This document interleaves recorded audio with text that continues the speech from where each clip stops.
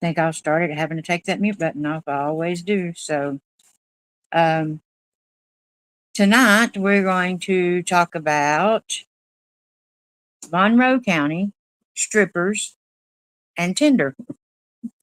Should be interesting.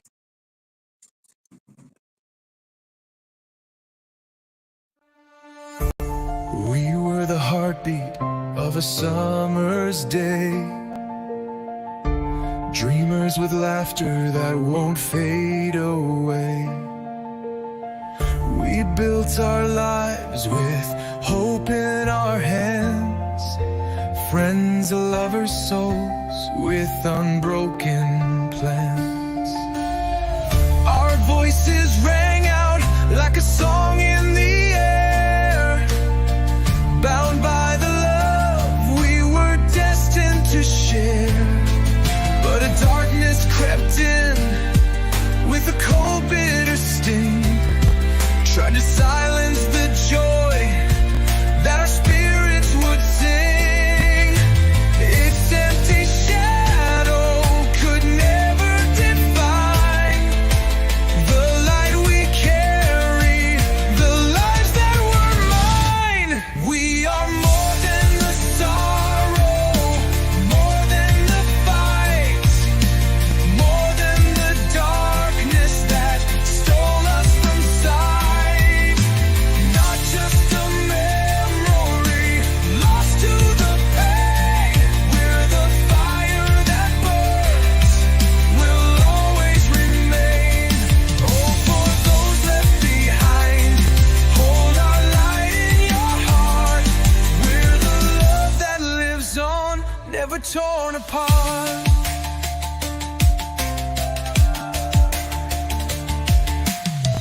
We chased our dreams under wide open skies, with courage that sparkled in bright, fearless eyes.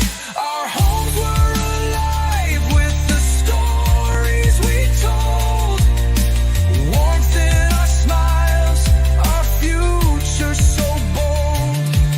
They thought they could end us, but they'll never see.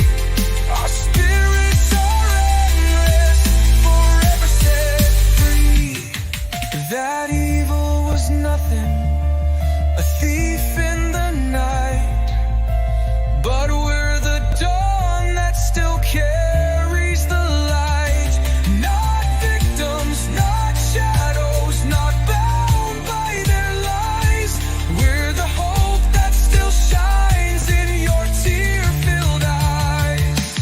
We are more than the sorrow, more than the fight, more than the darkness that stole us from sight. Not just a memory lost to the pain. We're the fire that burns, will always remain. Oh, for those left behind, hold our light in your heart. We're the love that lives on, never torn apart. No silent screams, no empty goodbyes. We're the warmth in your soul, the stars in your skies. Not a moment of evil, not a mark of despair. We're the dreams that you carry, the love in the air. Sing for us, live for us, let our spirits soar. And of course, it cut off. It's supposed to say, let our spirits soar. So I do apologize for that. So, where y'all want to start first? You want to go on a Tinder date? You want to go see the stripper? Or do you want to go to Monroe County?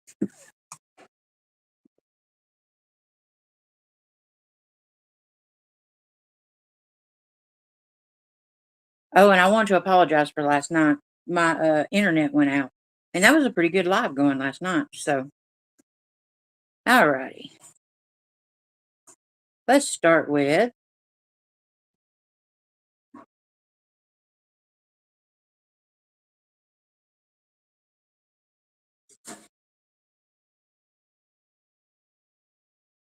Let's start with, wow, can't start with anything. Where did I put everything?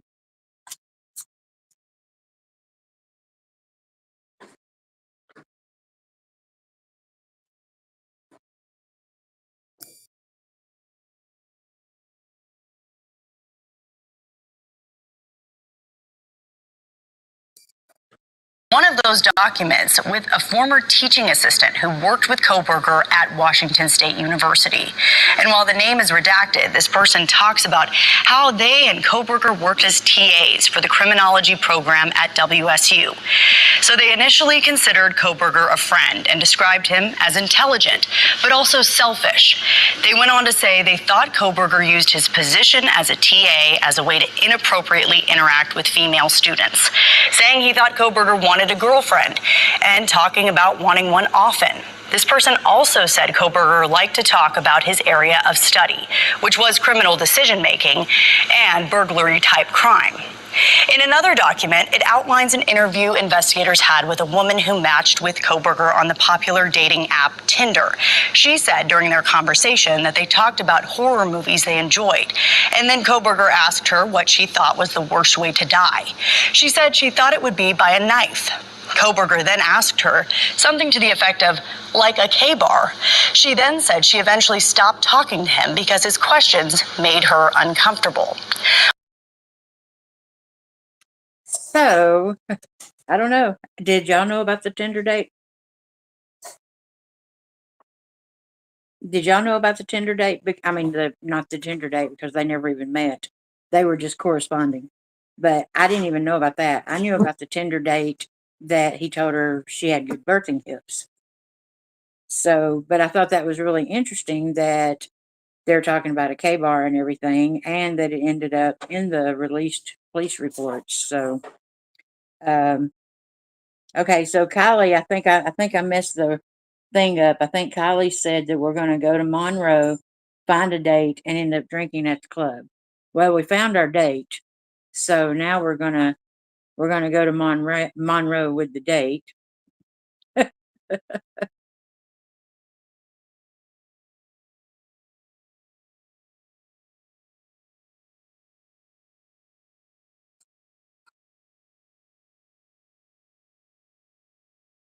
Northeastern Pennsylvania. So we did conduct a grand jury investigation. I can't talk about the details of that, but it was comprehensive. I was happy to help and put our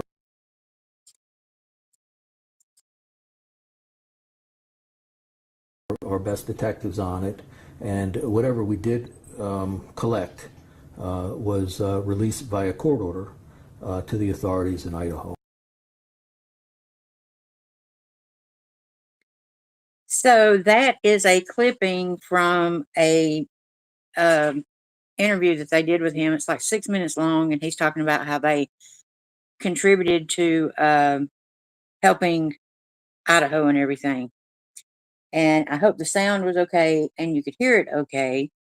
And if Chloe is in here, I know Chloe listened to it, and she said that they obviously didn't find much, but if they found anything, that's something, because I know that they did some previous investigating in some of the counties, and they just came out and said, we didn't find anything, so um, I didn't really, I mean, for him to say that what they collected, they had to get released through the courts. Well, they collected something, so if they collected anything, then to me, that's still an investigation going on. Would y'all think the same thing?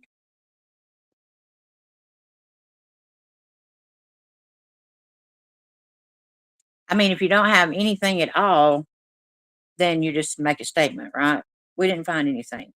We did an investigation with our best investigators, and we couldn't find a thing on it.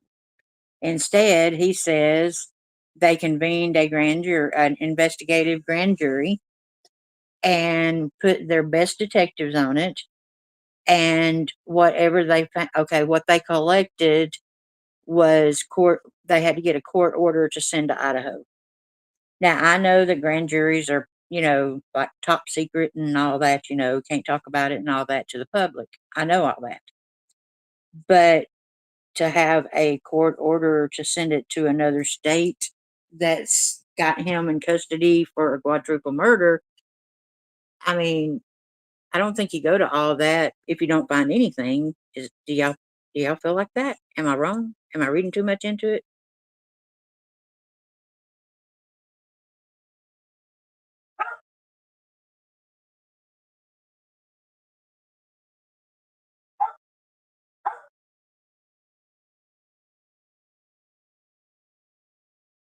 Sounds like the guy wasn't impressed with Idaho.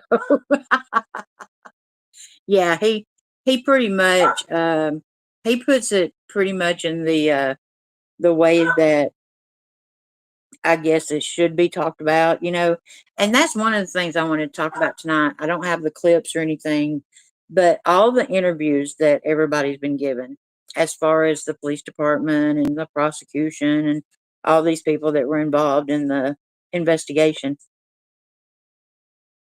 the things that they're saying, they're answering the questions correctly and they're answering them truthfully, and I respect that. The problem that I have with it is the way they're answering it. They're being too politically correct and making sure that they say everything to such correctness that it's leaving it wide open for other people to twist around into another narrative of, did y'all hear them say that they had blah, blah, they didn't have this or they didn't have that, or they wish they'd have had this or they wish they'd have had that. And I wish that when they did the interviews that they would just, you did the investigation. If you believe in it, stand on it. You don't have to be a smart aleck or anything like that. But when you're interviewed and you believe in your investigation and you believe you have the right guy, stand on that. You don't have to be petty about it, but you can be assertive about it.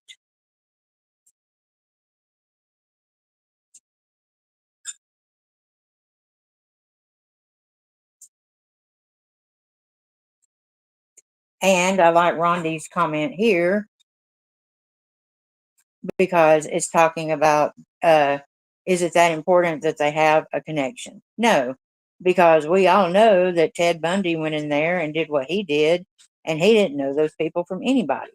I mean, so, I don't really understand why the connection is such a big deal to everybody because, okay, he may not have known them.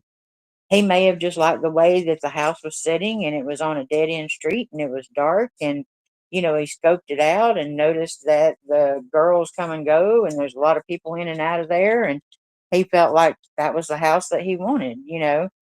He may have had somebody targeted. He may have had, you know, I don't think we'll ever know because I don't think he will ever tell because he holds that and to him that's power.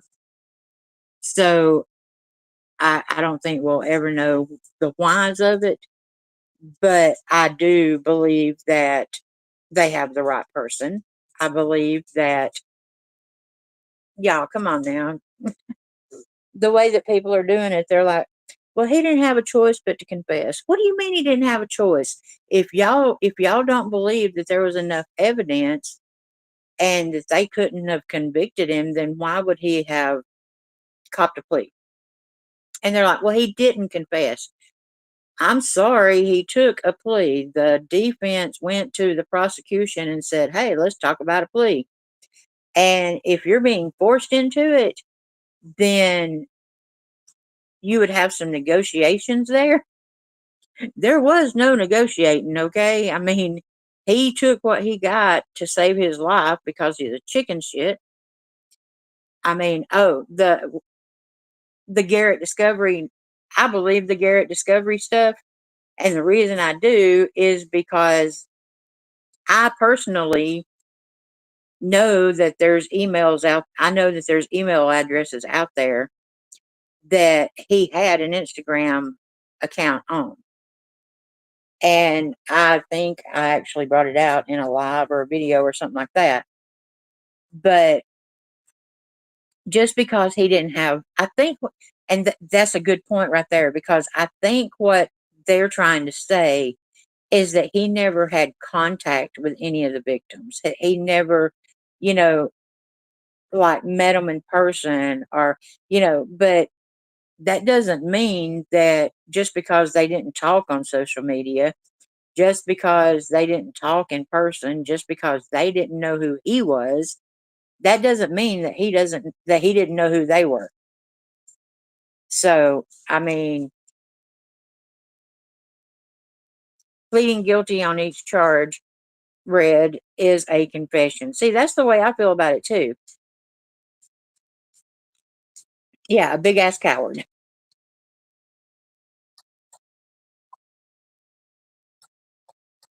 Fragile to make a decision. Right.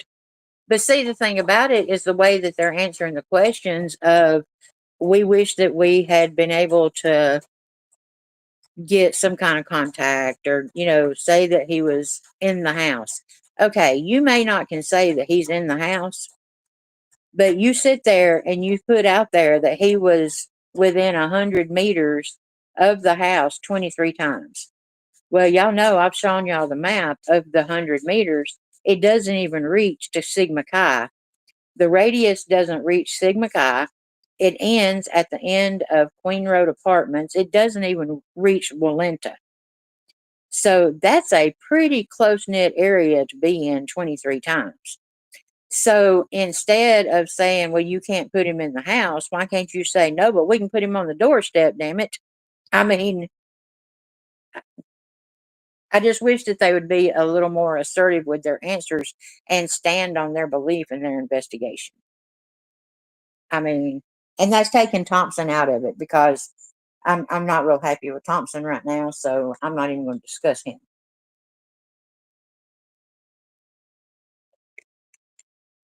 But one thing I can say is, he did get the conviction.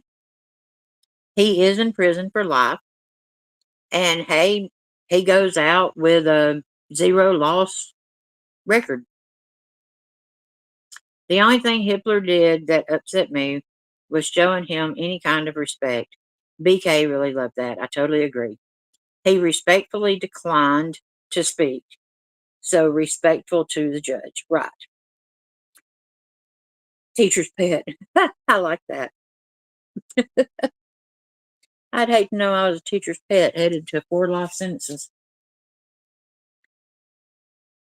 So, okay, so the Tinder correspondence we didn't know about. Now, let me see if I can find that stripper that everybody's waiting on. All right, hang on.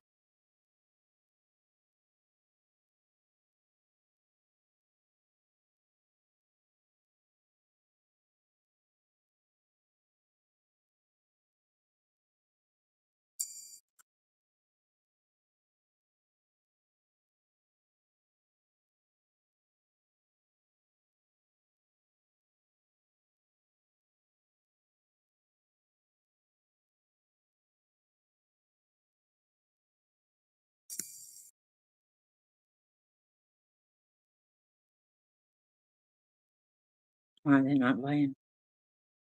Oh man. All right, y'all entertain yourself just for 1 second.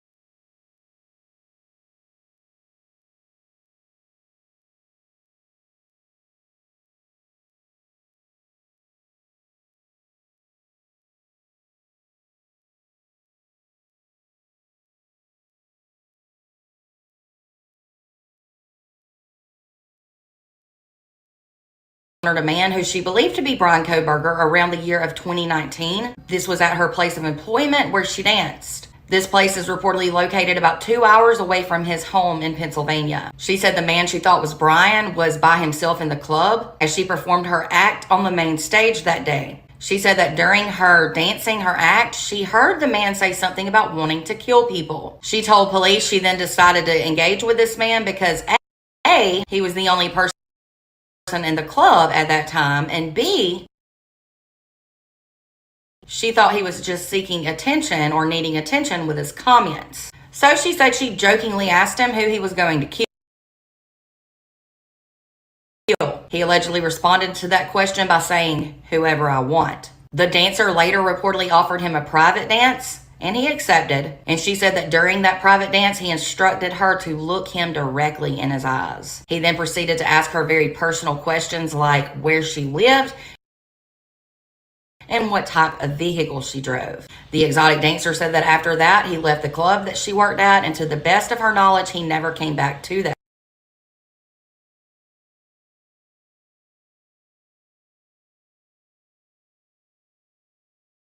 So now I have taken y'all to Monroe County, got y'all a Tinder date, and now y'all can watch the stripper. So I sit there and I thought about it, and I was like 2 hours away. And I do know that DeSales was like 70 to 80 miles away. So that would be what, an hour and a half, hour and 45 minutes. And if I'm not mistaken, I'm trying to figure out because,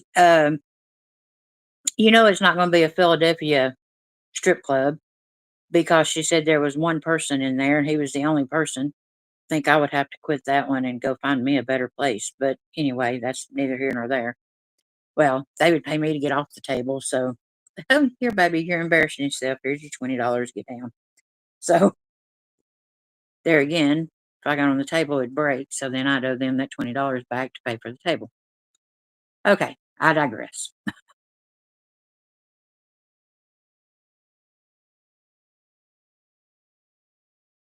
So we have, what do you think about the interview he gave at the Pennsylvania jail? That was very interesting to me. See, serious, you're going to be ashamed of me. I'll be honest with you. The one about the stripper, the report about the stripper, I didn't find that. I actually found it searching something else, and I saw it come up. As far as the documents go from the police department, haven't even cracked at them. And I'll be honest, I mean, y'all know that I love to do research and that normally I would be like just living for those documents, but I haven't even cracked them open. To me, he's gone. It's over. He confessed. They've got the right person. And I don't know. I guess because I have that so ingrained in my mindset that I can't really get into the documents. I mean, and I don't know, maybe I'm in some kind of decompression stage of doing so much research for almost 2 years that I'm just like, okay, I'm over it. So I don't know. I mean, if you think, I mean, I know that there's a lot of stuff in there that we didn't know about, but there's a lot of stuff in there too that people are taking, and of course they're twisting around saying, well, now I know for a fact he's not guilty. And I don't know, I guess that just really, that bums me out because one of the things that I had always hoped for with this trial was that if he was innocent, that it would be such a unanimous innocent that we as guilters could say, you know what, we were wrong, the man was innocent. But if he got found guilty, that the pro burgers could say, you know what, we were wrong, he's guilty. So, and maybe I was just wanting that, you know, for the families and stuff to have that firm closure either way. Because right now, I mean, I know that we all feel he's guilty, but they've still got all the chaos going on around them because of the way it was set. Does that make any kind of sense?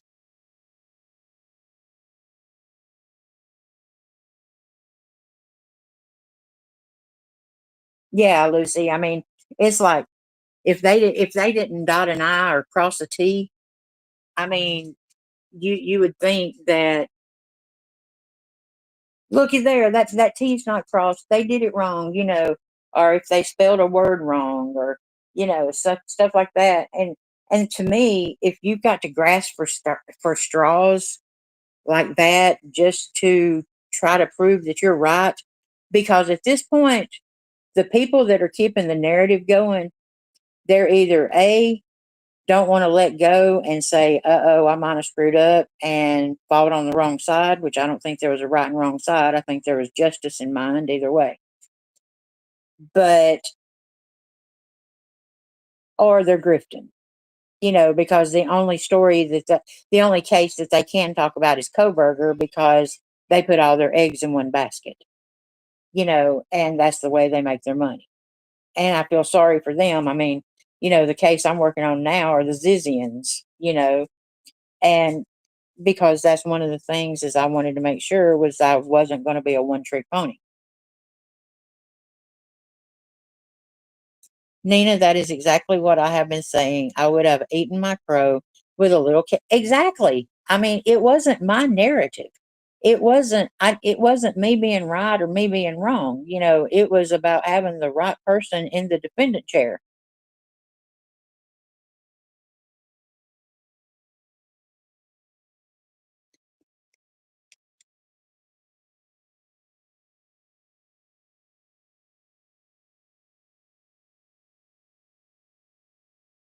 Okay. That was odd. Seriously, the break windows, doors, cuff and zip tie. So how about having coffee later? Now, I will say that the breaking the windows and breaking the doors, if you're talking about at his parents' house, that was actually a tactical thing, because they got the printout, they got the blueprints for the house and realized there were so many exits that he could choose to go out of, that they did the windows and the doors to scare everybody, because they said that when you scare somebody like that, instead of running, they sort of just like freeze. And that, yeah, the Zizians, oh, Lordy mercy, let me tell you, they are a vegan, transgendered, computer scientist cult. I mean, heck, that's got everything you want.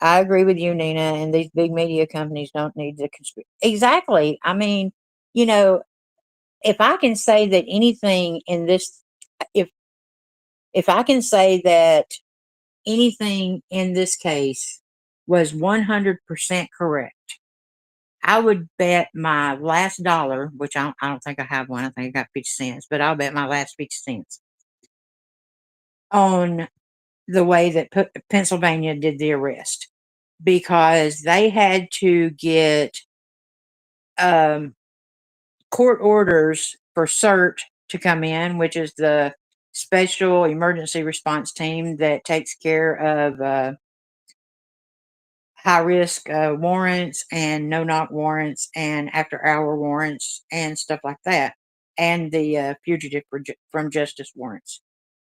So they had to get CERT approved. They had to get the um, surveillance with the drones approved. They had to get the airplane and stuff like that was flying over a helicopter. I think it wasn't an airplane. I don't think an airplane just sits and hovers over your house. I think it was a helicopter. They had to get that approved. They had to get the no knock warrant approved, the after hours warrant approved, the high risk warrant approved. The I mean, they had to go through so many court approvals to do that arrest, that people can say what they want to because there was no body cams. That was a complete legitimate arrest, 100% across the board.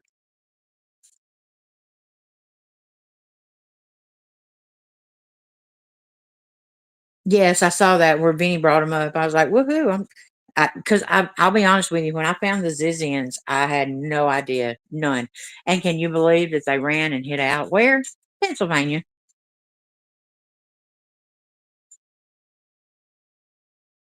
Uh, the L, the L on his orange shirt stands for large.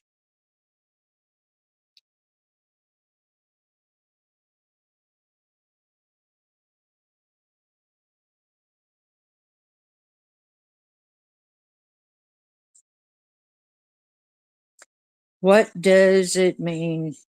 People will say he's innocent. Yeah, there's people that still saying he's innocent. They made him take that plea deal. He didn't confess. He just agreed to the plea deal. And if I'm not mistaken, I read that the plea deal was only going to be accepted if he confessed, no negotiations, and the only thing I think that they gave him a break on was the allocution. He didn't have to allocute. And I think that's the only thing that he got a break on. Other than that, there was no negotiation. All they did was take the death penalty off the table, and he got what he got. So to me, if you're innocent, you're not just going to take what they give you. You're going to at least fight for something.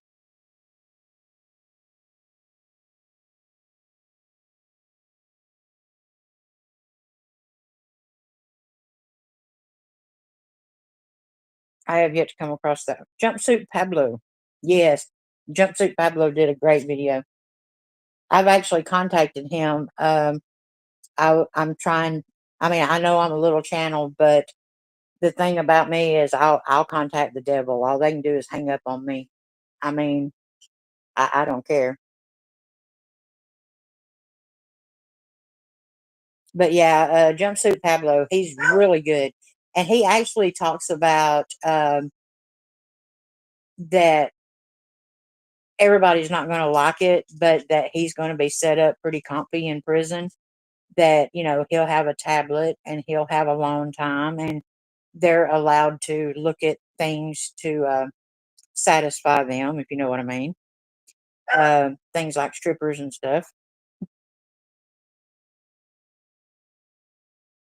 So, I mean, and he even states that what he's going to say that people aren't going to like because people want him thrown in a hole somewhere, and that's not going to happen. I mean, come on, y'all.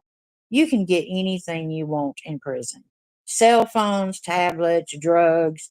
There's people that go in there not ever done a drug before in their life and come out a total addict. Yes, they can do porn.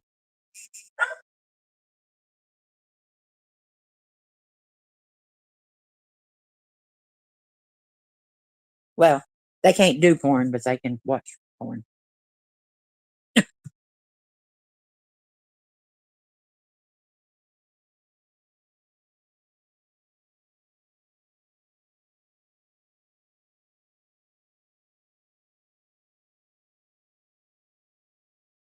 Man, I've missed a lot of comments.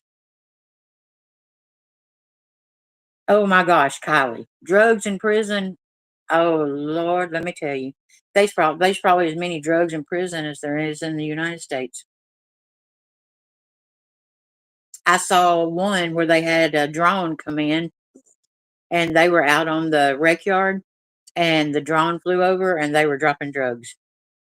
I mean, seriously, I mean, yeah. I don't doubt that one at all, Kylie. Don't doubt it at all. I mean, and that's one of the angles that one of these creators is doing is that he went through every bit of this so they could send him to prison and he can turn in the guards and stuff that are sleeping with the inmates and the things that are not. Wait, I missed Nina with JB. What? Nina, I think you guys would be an awesome collab. You did great with JB Gunner. You know what? There's a lot of people that don't like JB Gunner, but shout out to JB Gunner, y'all. I'm going to tell you right now.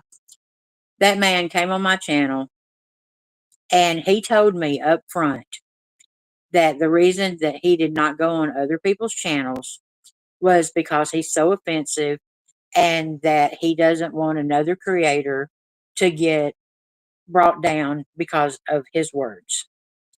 And at the time that he came on my channel, y'all know that I was fighting the big Aryan Brotherhood angle and all that.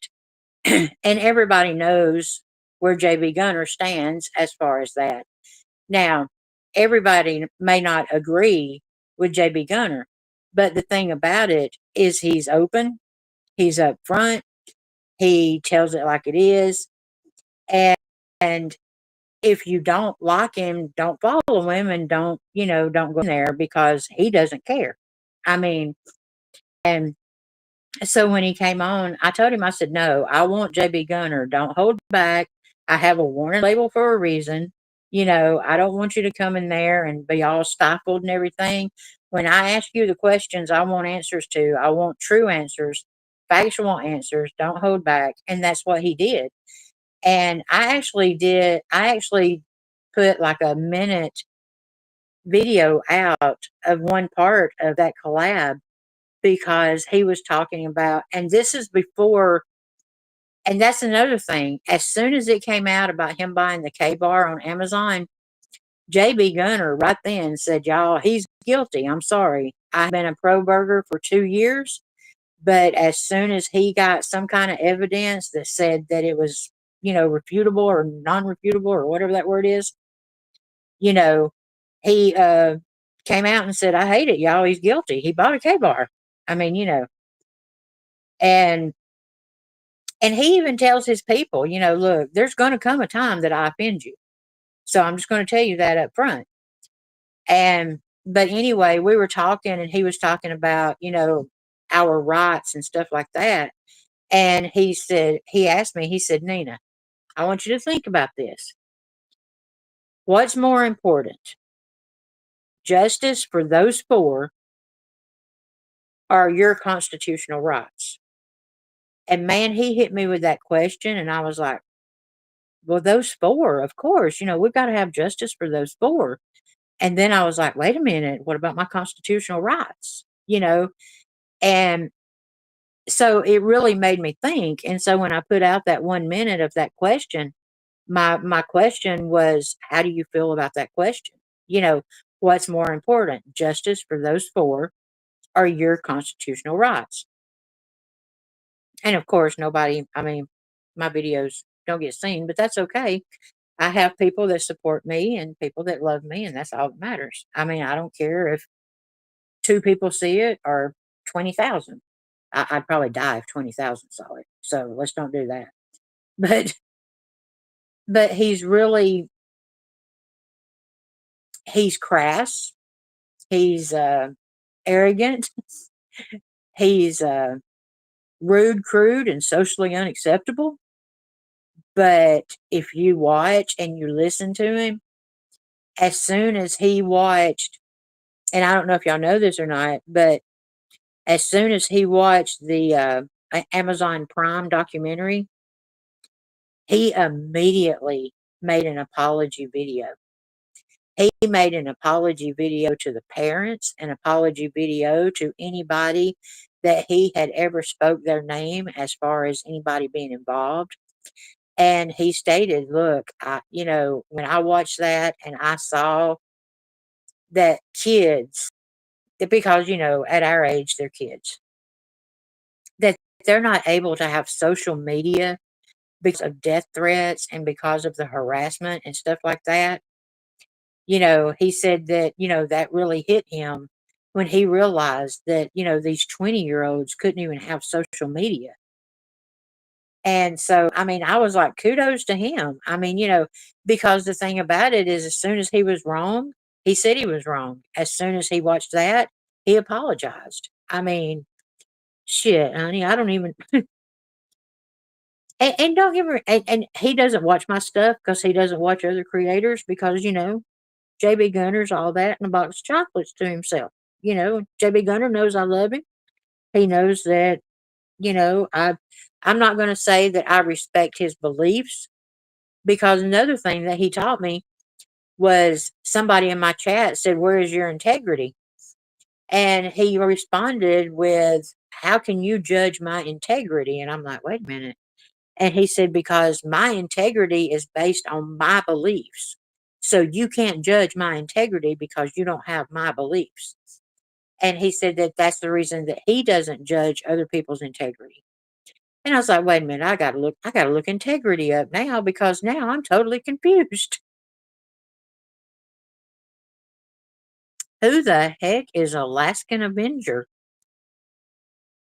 Well, I'll have to look that one up. Who's the Alaskan Avenger? Oh, that's a different guy. Thank you, Sirius.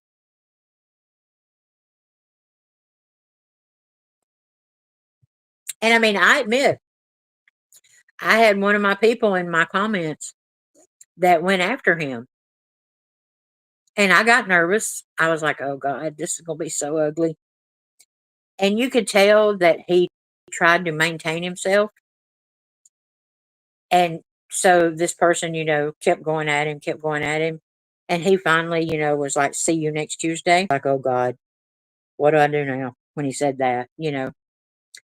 But he did come back and apologize, and said that he shouldn't say that, on other people's channels and stuff like that. And that's the thing about, collabing live is you don't control what's going to be said. But y'all know me well enough to know that I don't want somebody up there on my panel that's afraid to say something. I don't come with a warning label for nothing.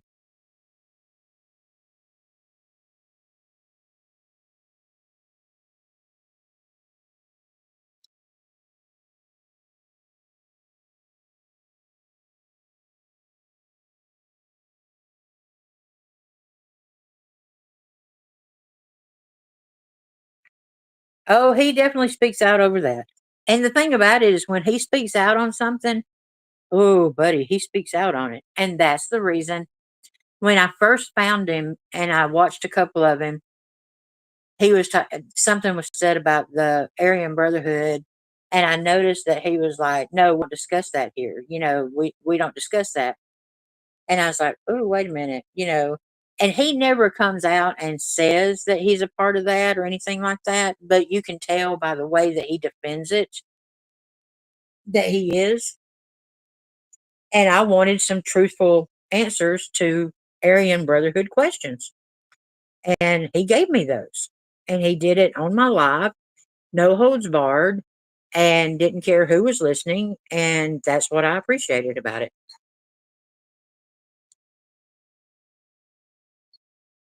Sorry, y'all, my big old 100-pound dog is snoring. So if y'all hear something. So I have given Monroe County and strippers and Tinder dates. So where y'all want to go now? Exactly.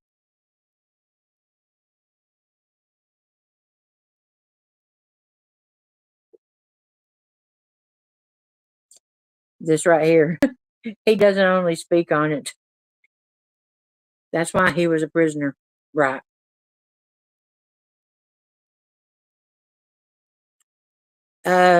I do know that something's going on with the courthouse website, so y'all keep an eye on that. We noticed tonight. I went on there to just, check and see if anything was happening. And all of Latah County, you can't get to. They're like shut down. It comes up with some kind of these type messages, so you can't, not accessible and stuff like that. But for Ada County, you can get to the 24 and 25. And I was like, I can't remember what was sealed. So how do I find out if something's sealed? So I think Kylie, didn't we finally find about 2 or 3 that were sealed? But they're doing something over there. So keep an eye on the courthouse, on all the court documents, because like I said, you can't get to Latah County at all. So they may be fixing to release some.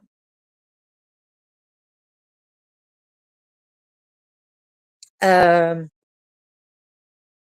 well, heck, y'all. I guess this will be a short one. But I do appreciate y'all. I really do. Hey, by the way, I have to say that I got a contract today for 4 Dabo kennels at a sober living house. And so now 4 doggies can go to the sober living house with their owner and won't have to be left behind, or they won't have to go to a pound or get rid of them or anything like that. And for y'all that don't know, that's something that I do to give my son's death purpose. And so that puts us up to 18 kennels. And Sirius says, people should really stop being so judgy. It's like you can't have. Exactly. Let me tell you something. Unfiltered Lucky is a pro burger. Now, he has sort of come over to the, okay, he's guilty, but I really have some problems with some stuff that's going on. I totally respect that. But Unfiltered Lucky and me, we can talk about any of it and not ever have an argument or anything. I think he calls it adulting.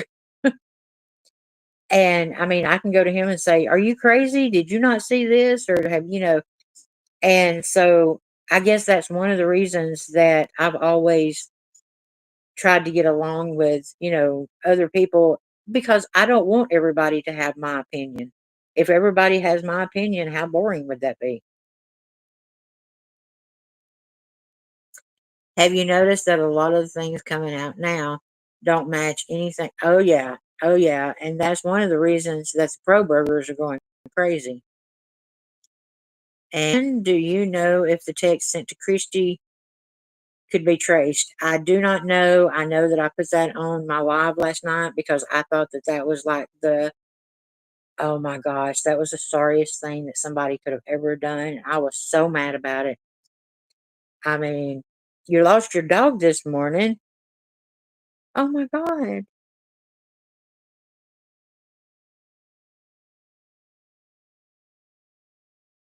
Sorry, y'all. PKC, I'm so sorry. I'm I'm so sorry. I've got a baby that's 18 years old that y'all can ask anybody. I've been on lives, and if he's having a seizure or something, I will just leave that live. I mean, you know, I, I mean, that's my baby. So, oh my gosh, I'm so sorry.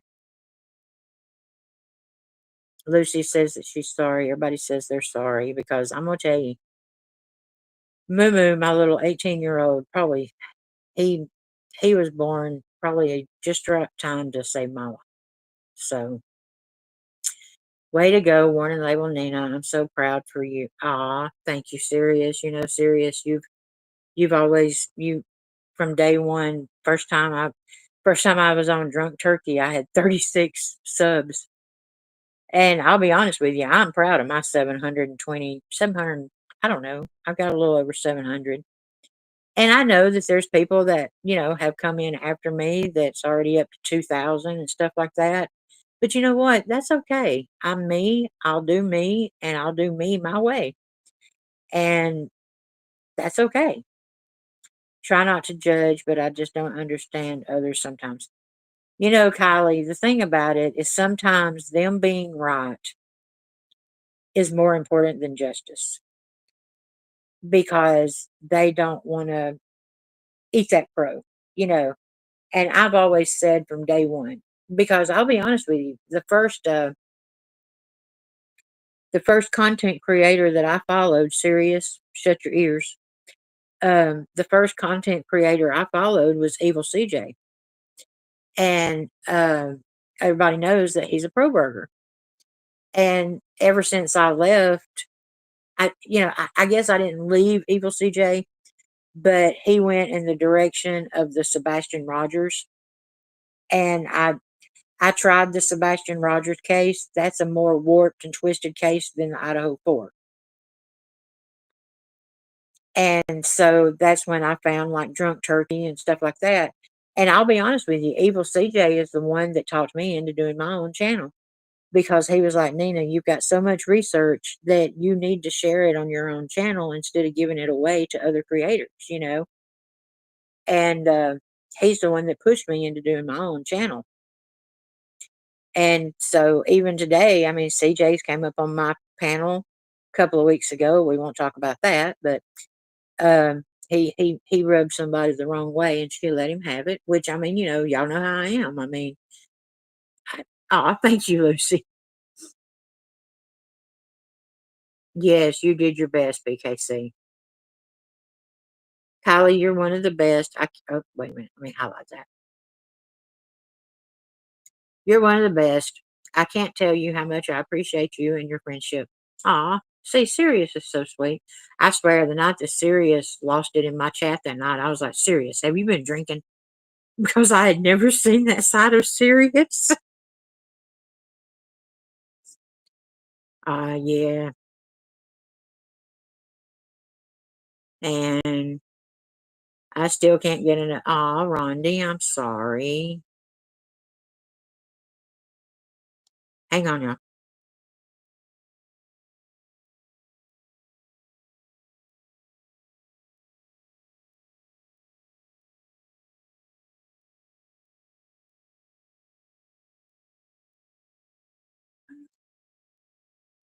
Sorry, y'all. I just got some news. So, I don't know if y'all watched the, oh, wow. that breaks my heart. Anne Rail, have y'all ever watched her on, what is it, Worst Cooks in America? She just took her own life. Wow. I mean, I watch cooking channels like you wouldn't believe. I mean, wow, that breaks my heart. I mean, wow.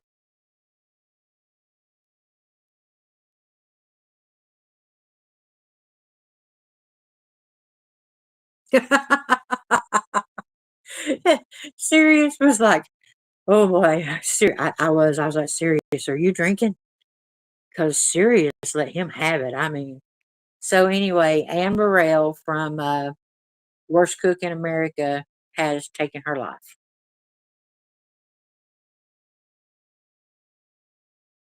I know, Mountain Mama. I mean, I can't believe that because she's so funny and she's so, but we never know what somebody else is going through. And that's just the thing about it is we never know. Pro burgeritis. Oh my gosh. Sirius is suffering from pro burgeritis. Oh, honey, Lucy, Lucy, Lucy, Lucy, let me tell you. And here's the thing about it. I didn't even know anything was going on. I was all up in the conversation and everything we were having. And the girl that was on panel with me was like, you might want to read all this. And I'm like, wait a minute. Who said that I said this? Or, you know, and all of a sudden it went way left and Sirius let everybody have it.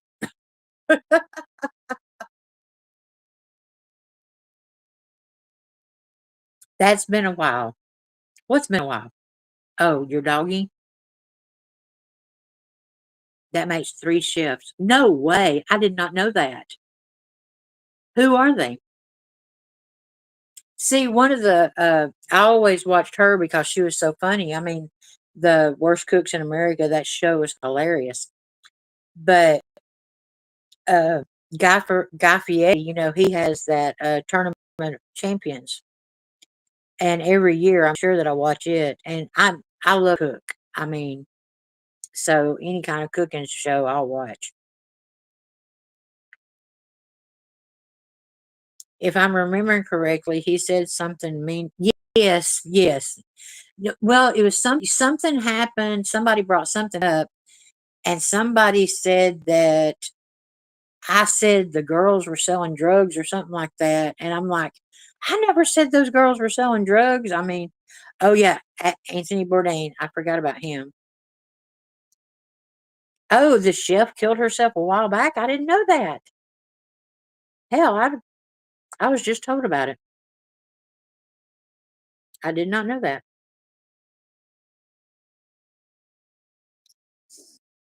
Well, y'all, I really do appreciate y'all. But what I was saying about the kennels is those left behind. I did those left behind for addiction and recovery for people that had lost. I didn't know that, Rondi. Man, that breaks my heart. For people that had lost their loved ones to addiction. So from the money that I raised from those left behind merchandise, we put kennels up at rehab centers and sober living houses, and I call them domestic violence 911 shelters And I guess to me, what that is, those homes that they go to during the night where they wake the kids up during the night and take them to a place that the person doesn't know, a safe house, I guess, in a way. But in the process, they can't take their dog because they're leaving in such a hurry. And I wanted it to be to where they could have a kennel there to, those kids are already traumatized. And so that way they could at least take their dog, and even if it had to stay in a kennel at night, they could at least have their dog with them. So anyway, the proceeds from those left behind merchandise is what would pay for Dabo's kennels. And since I've left TikTok, I'm like, oh, I got, I got four, got a contract for four, so I may be selling some of those left behind merchandise. But anyway, I'm gonna bring those left behind to true crime, and the first one that I want to do is actually going to be for first responders because I think that they are always left behind. The first responders that go into those crime scenes, the first responders that try to save lives, the nurses, the doctors at the hospitals. Thank you, nurses, doctors. Serious. Um, and I want to do those left behind for true crime. Not about the case. That's the thing about it is, uh, when I did it for addiction and recovery was because my son is more than his addiction. My son is more than what took his life. My son was kind. He was open hearted. He loved. He was pure. And I wanted people to know my son, not his addiction. And so that's what I want to do for like families of true crime. Kaylee and Maddie and Xana and Ethan, and I'm only using them as an example. They're more than the Idaho Four. They're more than a quadruple murder victim. They're a sister. They're a brother. They're an aunt. They're an uncle. They're a friend. They laughed. They cried. They had quirks, and I want to know. We don't talk about the case. We talk about them, and we introduce them as a person and who they are instead of what people know them for, which is being a victim. Because but as far as the first responders, so anybody that knows a first responder that has witnessed a crime scene or anything like that, they go through their own trauma. They go through their own PTSD. They go through their own nightmares, military, stuff like that. And I think that they do not get enough. I don't want to say recognition because it's not recognition.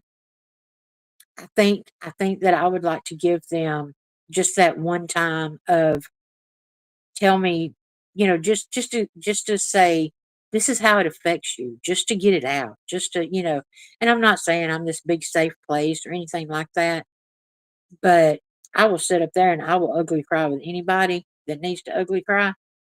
So I think I'll be okay with it, and I think I'll do pretty good at it.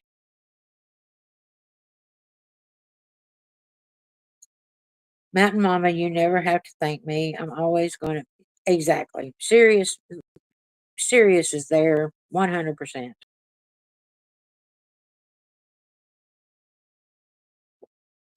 So I am going, actually, I'm actually going to research a stripper.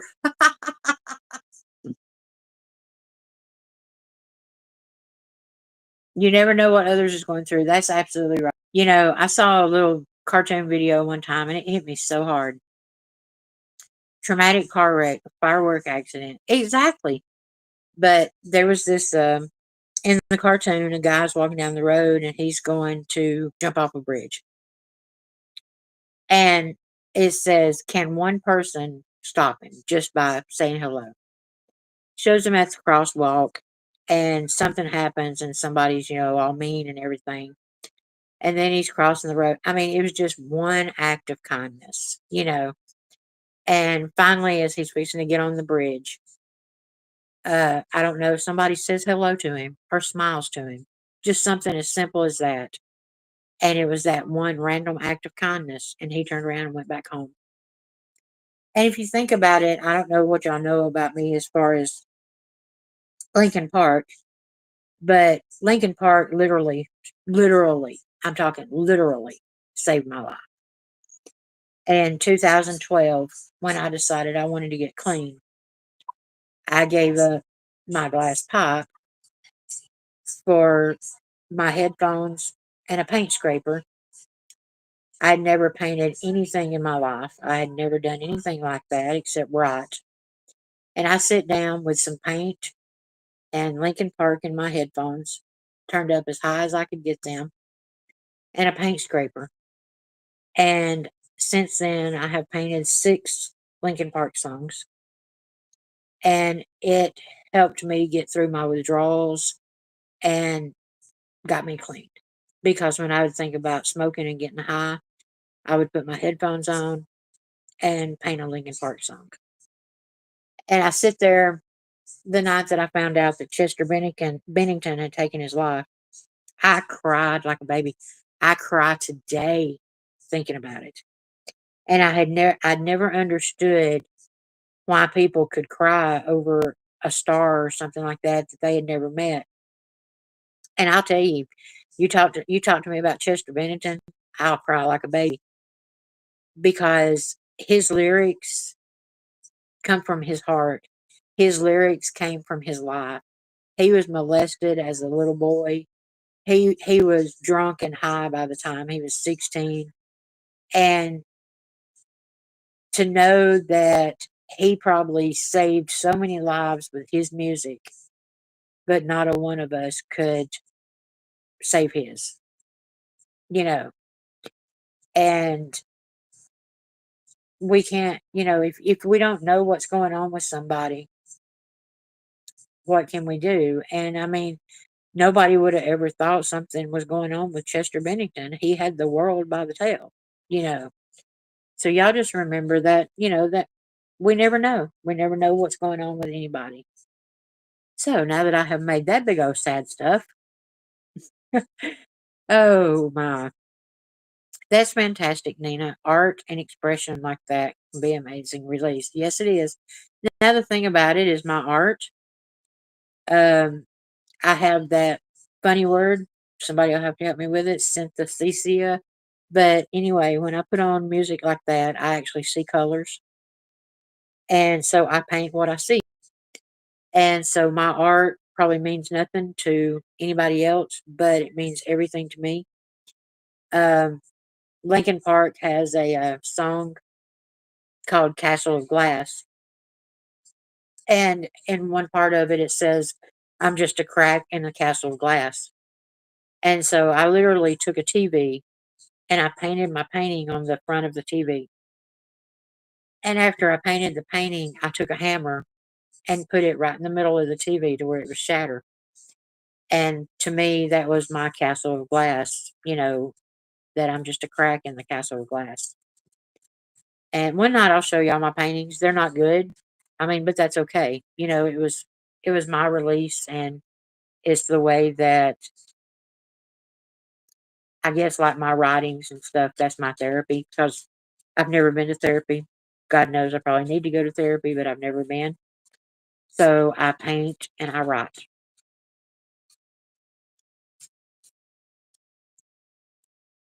Yeah, that word. Synthesia. While tripping in my youth. Yeah, it was fascinating to me the first time it happened to me. I mean, it was, it it really surprised me because I had Lincoln Park on, and I mean, I could just see, and I've never used a paintbrush. I use paper. So, Sirius has seen them.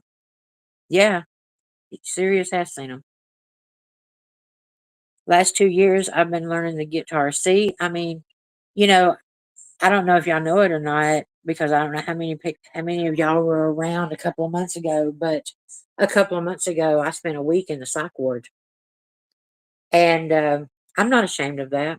You know, it's okay to not be okay. Actually, I think the night that I got out of the psych ward, I did a live about, me being there.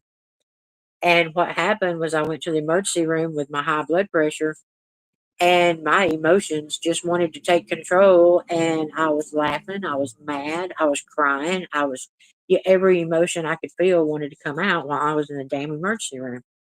So, needless to say, they were like, you going upstairs for a little while, girl.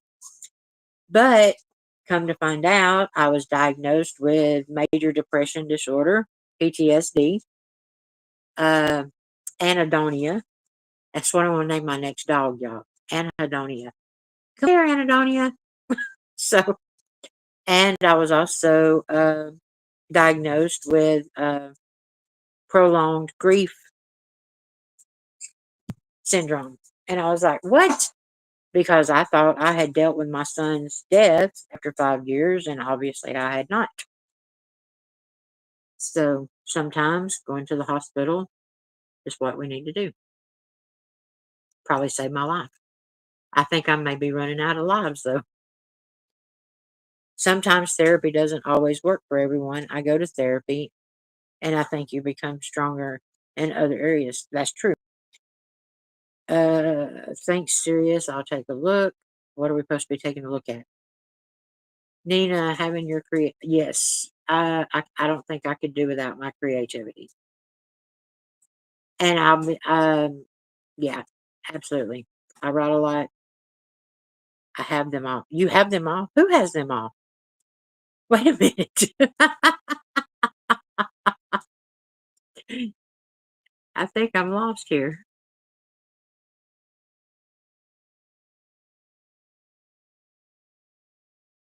She has some in Turkey music. Oh my gosh, serious?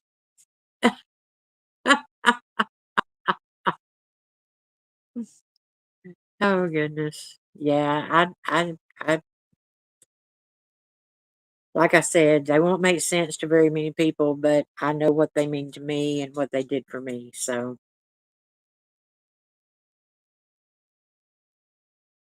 I bake and slew. See there?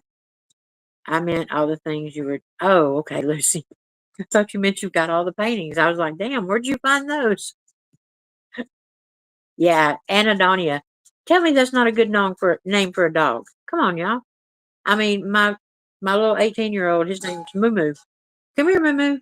Come here, Anadonia. See, it flows. If it flows, it's a name.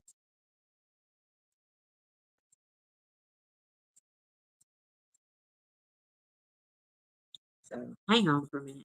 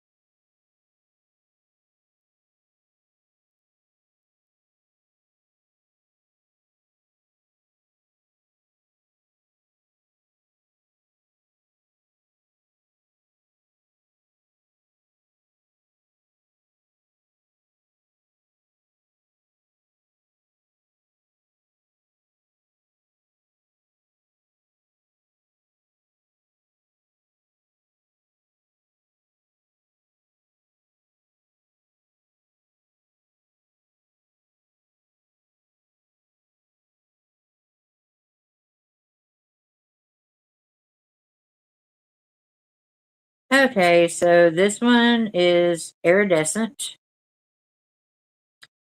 And then this one is the habit. This one is roads untraveled.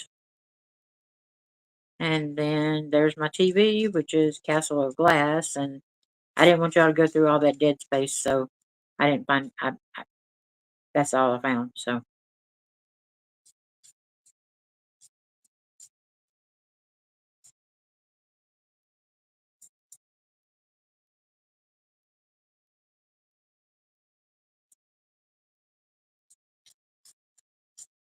oh, that's exactly what it looks like. Oh my gosh, how is this? See there, it's actually what it is you don't feel joy anymore.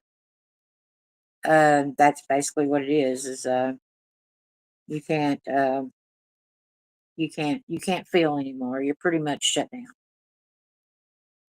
So breaking the habit. Breaking the habit was actually probably the second one that I ever did. The very first one I ever did was actually Metallica. Nothing else matters. That was the first one I ever did, and then I got into Lincoln. I did the Lincoln Park, but yeah, iridescent. My daughter, I gave that one to my daughter, and her house burnt down, and so it got destroyed in a fire.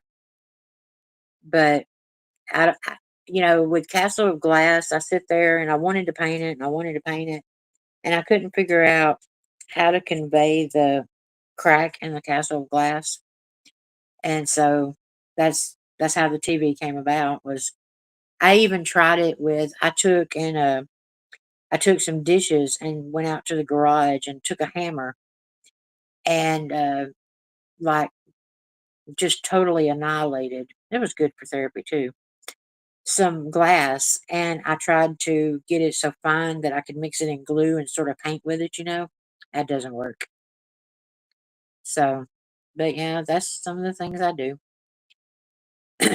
But you do whatever. I mean, I'll tell anybody and everybody if it helps you with your mental state and it helps you get through the day, do it.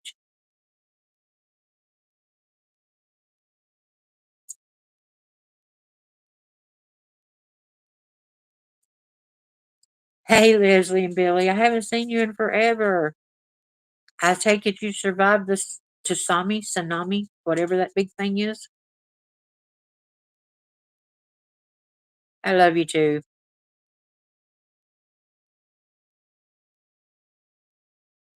I think when we talk about the things that were taboo growing up, it takes so much power away from the things that are different in us. I love hearing about my daughter and son talking about their issues. Number 13. Lucky number 13. So Leslie and Billy, how are you? Leslie, Billy, how are you doing? So, well, Leslie, honey, I was fixing to end it, and I'm on every night this late. So every night, come see me.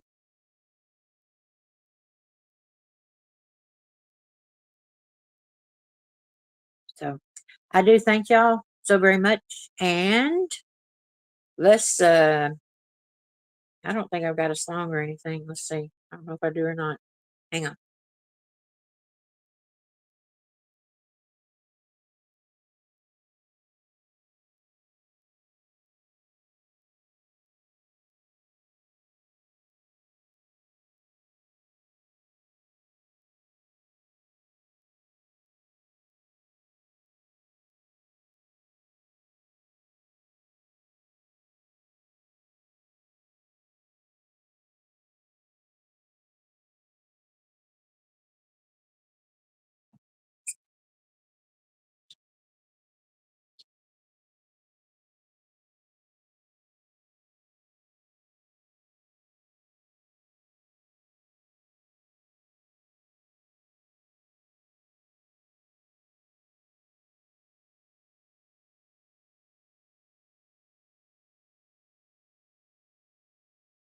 Oh, Lord, I don't know what that thing just did.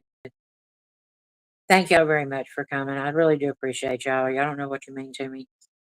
And like I said, I don't care if there's 2 people in here or 20,000. Okay, Leslie, I'm here every night. You want me to start sending you a text? Oh my gosh, look at Leslie's picture. Look, she updated. Look at her picture, y'all. You're so pretty.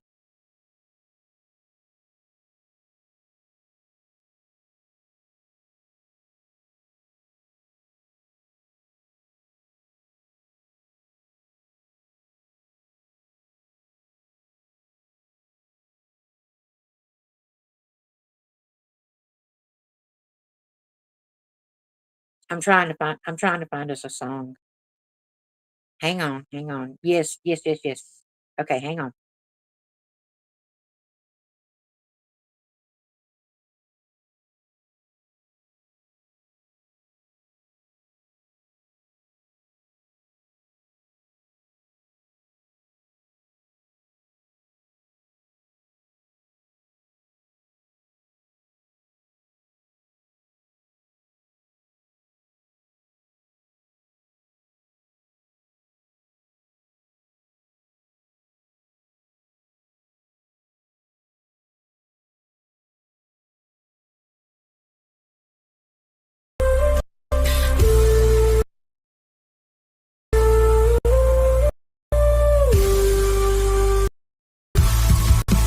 Harsh words, violent blows, hidden secrets.